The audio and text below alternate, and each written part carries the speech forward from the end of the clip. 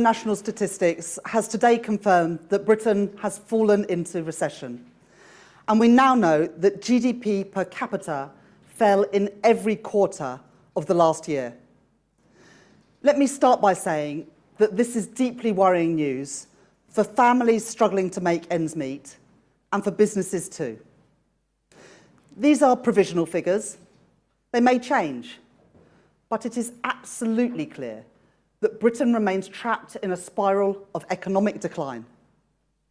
This isn't a question of lines on a graph. It's about the health of our high streets, about growing businesses, secure, well-paid jobs, and money in the pockets of working people. The British people did not need to see these figures today to tell them that the economy is not working, that we are in the midst of a cost of living crisis, and that they are worse off. But these numbers shine a spotlight on the scale of that failure. The confirmation of recession exposes a government and a Prime Minister completely out of touch with the realities on the ground. A government that for too long has looked on economic failure with complacency, content to be the managers of decline. Rishi Sunak claims that he has a plan, but the plan is not working. He claims that the economy has turned a corner, but the economy is shrinking. He claims he doesn't want to take us back to square one, but we are going backwards. The Prime Minister's claims are in tatters. The cornerstone of his leadership has been shattered. The promise to grow the economy has been broken. Our economy is now smaller than when Rishi Sunak entered 10 Downing Street in 2022. Having spent years in the slow lane, Rishi Sunak has now put our economy into reverse. This is Rishi's recession, and it is the British people who will pay the price. This is simply the latest chapter in a long story of economic failure and stagnation, a story that reaches back more than a decade, felt in stagnant household incomes, in the decay of our high streets, and in creeping insecurity. I often think of a young family I met in Worthing almost 2 years ago now.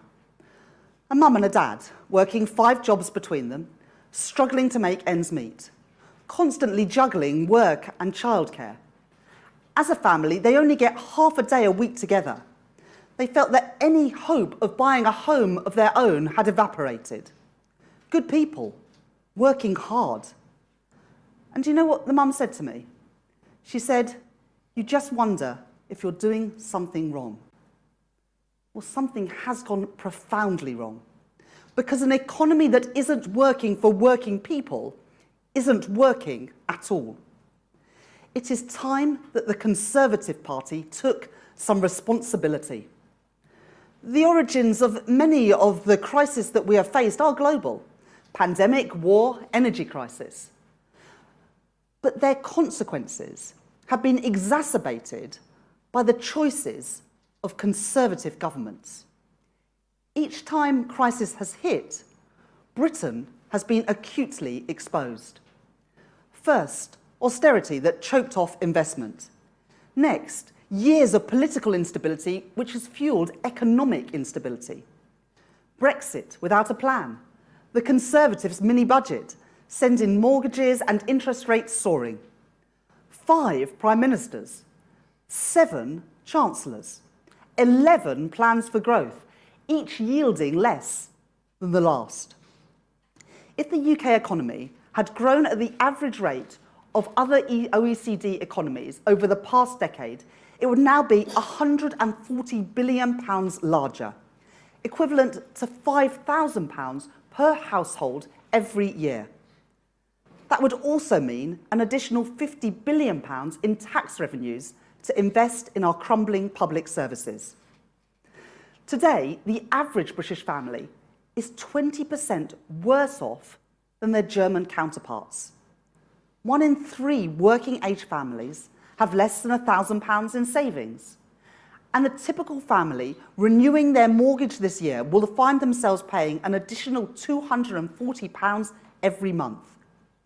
Over this year and last, the fixed rate mortgages of more than 3 million people will come to an end, all paying the price of the Tory mortgage bombshell.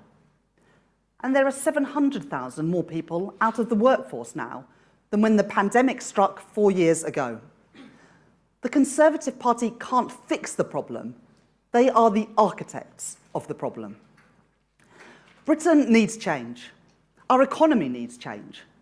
Not just a change in government, a change in our economic approach, casting aside failed economic ideas in response to a new age of insecurity, to embrace a new emerging economic consensus that this Conservative government chooses to ignore. It's what I call securonomics, from instability and short-termism to a mission-based government, prioritising economic security for families and for our country, pro-worker and pro-business in the knowledge that each depends on the success of the other. A plan based on the understanding that wealth doesn't just trickle down from the top, it comes from the bottom up and the middle out, from the talent and the effort of millions of ordinary people and businesses. The times demand resolve, discipline, and a new Britain for a renewed world, and a serious plan to back those plans up. A plan supported by British business and developed in partnership with British business. With Keir Starmer's Labour Party, this is what you will get. This is Labour's plan: stability, investment, reform. Stability brought about by iron discipline, guided by strong fiscal rules, robust economic institutions, and with every policy that we announce, every line in our manifesto, fully costed and fully funded. Investment through partnership with the private sector to steam ahead in the industries of the future, with a modern industrial strategy and a new national wealth fund to invest alongside business in our automotive sector, in our ports, and in the future of our steel industry.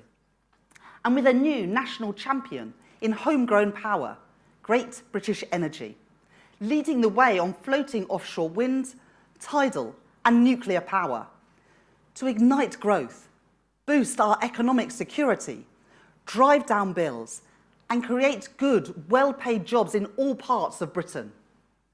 And reform, starting with our planning system, taking on vested interests to get Britain building again, supporting working people to develop the skills to thrive in the changing world of work, to make work pay with a genuine living wage and a new deal for working people, to cut the NHS backlog and get people back to work.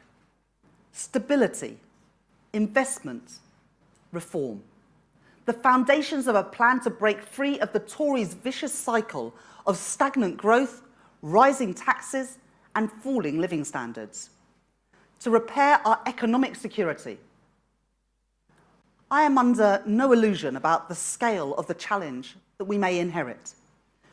There are no shortcuts, no quick fixes, no easy answers. There are hard choices ahead. We will not shrink from those choices, nor the hard work required for a decade of national renewal. Labour will fight the next election on the economy. Every day we will expose what the Conservatives have done to our country. Because the questions that people will ask ahead of the next election are simple. Do you and your family feel better off after 14 years of Conservative government? Do our hospitals, our schools, our police work better than they did 14 years ago? Frankly, does anything in our country work better than when the Conservatives came to power 14 years ago? Here is further evidence today, in black and white. Britain has fallen into recession. It's time to turn the page on 14 years of Conservative failure. It's time to demand better than managed decline. It's time to start a new chapter for for Britain. Thank you very much. I'll take some questions now, and I'll start with Faisal Islam from the BBC. Oh, thank you. Thanks, Shadow Chancellor. Do you recognise in any way that in these numbers, yes, it's a recession, but it's a relatively mild recession given the context of, say, the pandemic or the great financial crisis, and it's the first chance we've got to speak to you since the abandonment of your own plan, the 28 billion last year. Can you just clarify, the point about that plan, as I understood it, was that this was your plan for growth, and that now you're not doing it. Where is your plan for growth? You're saying you can't afford it, but where's the growth going to come from? Well, first of all, the definition of a recession is 2 consecutive quarters of negative growth. The economy contracted by 0.1% in Q3 and by 0.3% in Q4. These were worse numbers than economists had been predicting. This is a recession. But we didn't need to get these numbers for us to know that families are struggling through an enormous cost of living crisis and businesses are struggling as well. As Stuart Rose said on the radio this morning, if it quacks like a recession, it is a recession, and this is most certainly a recession. On the Green Prosperity Plan, I set out in my speech today how the National Wealth Fund and GB Energy will drive growth in our economy, investment alongside the private sector in the industries of the future. And I think it was welcome last week that so many businesses said that what is needed to drive investment in these industries is that joint investment and reforms of the planning system, which Labour are committed to get Britain building again. I'll take a question now from Gurpreet Narwan from Sky. Thank you very much. As Chancellor, would you not have been prepared to induce a recession to tackle inflation? And if not, how would you have dealt with the inflation crisis differently? Well, look, just look at the international evidence. At the moment, the UK has the highest inflation in the G7, and only the UK and Japan, I think, are likely to have gone into recession at the end of last year.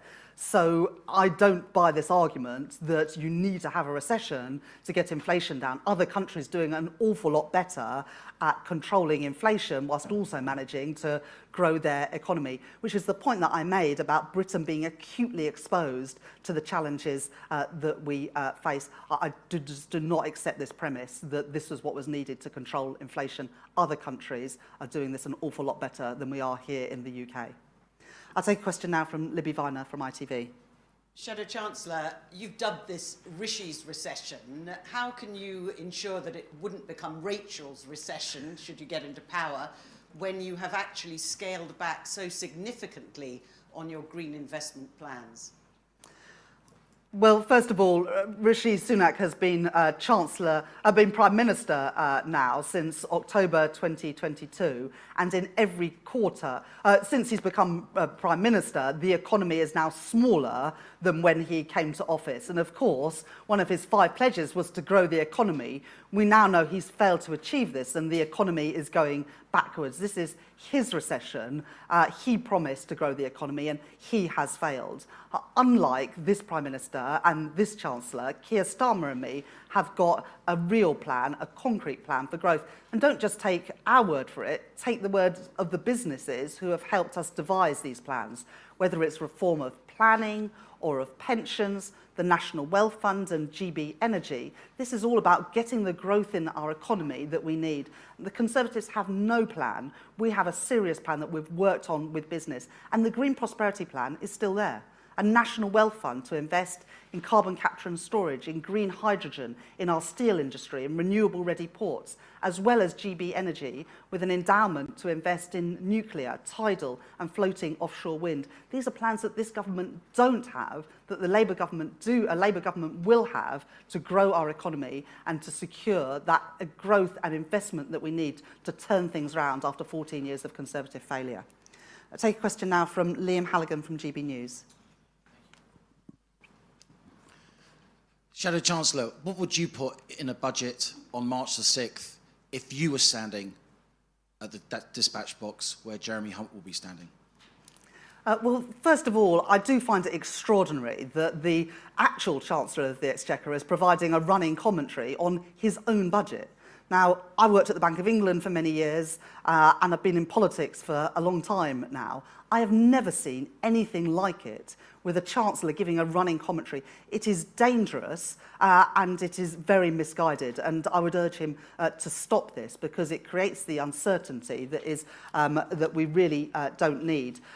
We haven't got the numbers that the Chancellor has got to inform the budget process. I think that he gets his final numbers from the OBR yesterday or today on the outlook for the economy and for public finances. But I've made no secret of the fact that I want taxes on working people to be lower, but I've also been really clear, including in the speech today, that I will never make a promise where I can't say where the money is going to come from. So I can't make those promises. One thing that I would do, though, and this is a plan that we've already set out, is to get going with our plan for growth, to grow the economy, to create those jobs and those investments with the National Wealth Fund and GB Energy and those planning reforms, because in the end, the biggest challenge that the UK economy faces is that lack of growth and investment, and we can't turn anything round in our economy unless we can get that uplifting growth, and that would be my can priority if I was Chancellor of the Exchequer.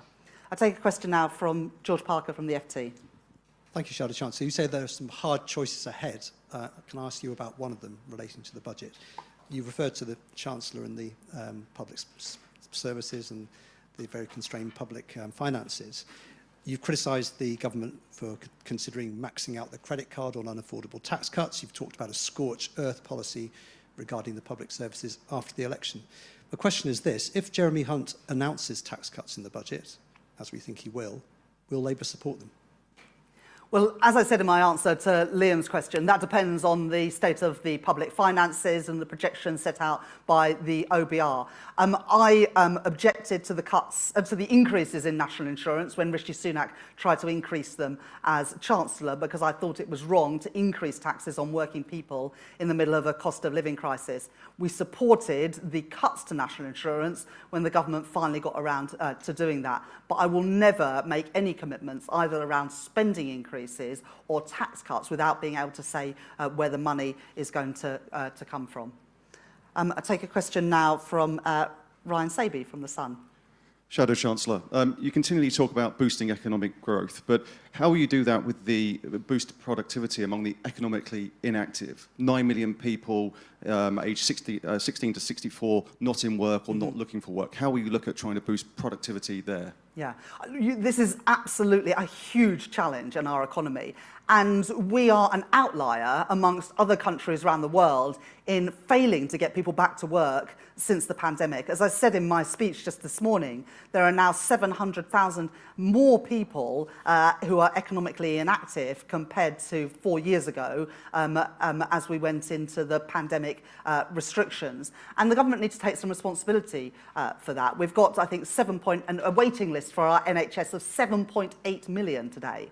Many of those people, their lives are on hold and they're not able to work because they are waiting for hospital appointments, operations and procedures. We've got to tackle that backlog and that waiting list. That's why I've said that if you make Britain your home, you should pay your taxes here, and under Labour you will. We will get rid of the non-dom tax status and create an additional 2 million appointments every year in our NHS to ensure that we clear that backlog and get people back to work. That is just part of our plan to do exactly what you say and ensure that everyone who can work is working. I'll take a question now from Larry Elliott from The Guardian. It's really just to sketch out a bit more what your plan for growth actually involves, because it doesn't really seem to involve that much different from what the current government's plan for growth is. What specifically would you be doing that's different from what we've seen over the last 18 months, where presumably you would have supported the increases in interest rates to deal with inflation and accept that the government couldn't really do very much about higher energy bills? So, I mean, what really would the difference be with a Labour government as opposed to what we've seen over the last 18 months, 2 years?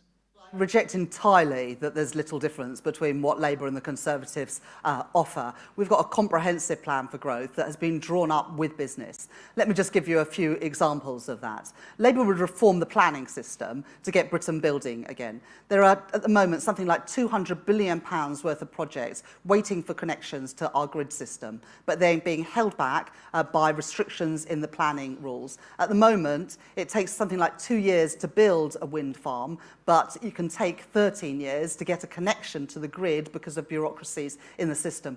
We need to turn that around so that we get Britain building again and ensure that that crucial national infrastructure is coming online, and we are determined to do that, and we set out those plans at conference last year.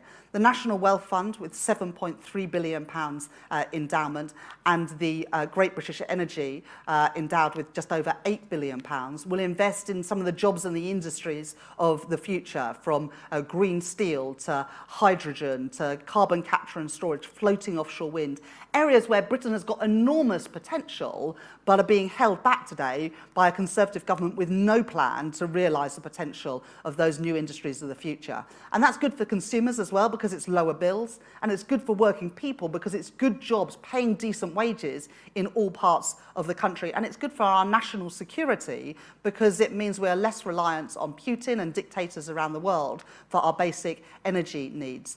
In addition to that, we've set out reforms to the apprenticeship levy to turn it into a growth and skills levy, to help businesses to train up the next generation of workers, and a modern industrial strategy with strategies already published for life sciences, for financial services and for automotives, and more of those industrial strategies that have been worked on in conjunction with businesses are coming forward shortly. So those are just some of the areas where our plans are just so different from what the Conservatives have set out, and combined with our commitments to stability in the economic system, with the fiscal lock to ensure that the OBR can report and that our economic institutions are respected, and the fiscal rules to ensure that debt comes down as a share of GDP and that we fund day-to-day spending through tax receipts, gives the stability that businesses need to make those long-term investments.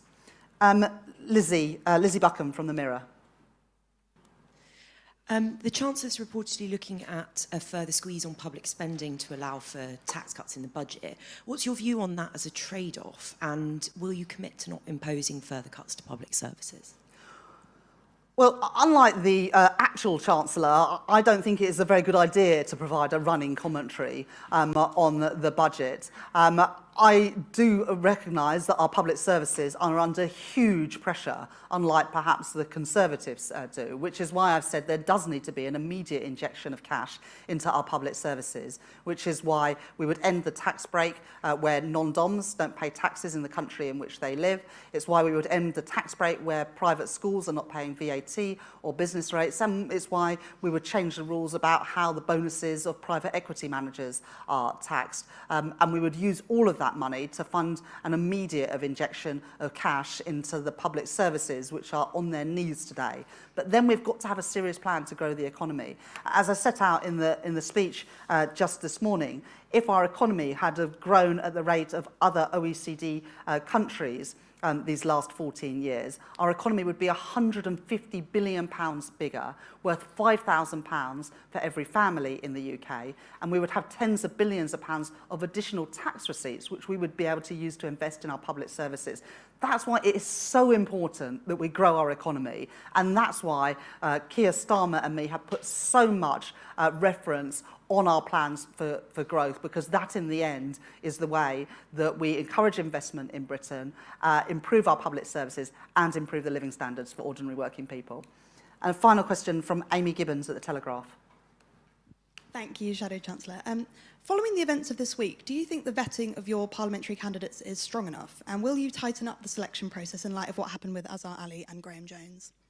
Well, first of all, I would say that Keir Starmer acted swiftly in response to the accusations and the stories that came out about Mr. Ali and Mr. Jones, and that is absolutely right. When Keir became leader, the number one thing that he said he would do would be to change the Labour Party by rooting out anti-Semitism. I only returned to the Shadow Cabinet because I was sure of Keir Starmer's commitment to that, and he hasn't let me down, he hasn't let the Jewish community down, and it is right that both of them have been suspended. In terms of the vetting procedure, look, my understanding that this was a private meeting, not a Labour Party meeting, and that the recording was released much later. Obviously, if we had have known about these things we would have taken action sooner. We can't see everything everywhere, but when we do see evidence of anti-Semitism, we act swiftly to ensure the highest standards, and rightly so, amongst our MPs and amongst our parliamentary candidates. Thank you very much for coming along this morning and for your questions.